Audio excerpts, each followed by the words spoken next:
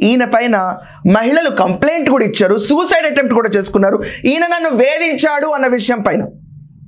దాని గురించి కూడా ఈ రోజు దాకా ఎక్కడ నిగ్గు తేల్చట్లా. ఒక మహిళ, ప్రధానంగా ఒక మహిళ, భారతదేశంలో ఎన్ని ఇన్స్టెన్సెస్ చూస్తున్నాం. సూసైడ్ అటెంప్ట్ దాకా వెళ్ళి ఒక మహిళ నన్ను కొలికెలపూడి గారు వేధించారు అన్న కేసు పైన విచారణ కంప్లీట్గా ఎందుకు చేయట్లా? ఇదే నార్మల్గా బయట తిరిగే ఎవరన్నా కూడా ఒకళ్ళ మహిళ పైన ఇలా బిహేవ్ చేస్తే వాళ్ళు హాయిగా తిరగలుగుతారా? లేదు. కొలికెలపూడి గారు అగ్ని పునీతుడు, నమ్ముతాను నేను ఈ విషయం పైన.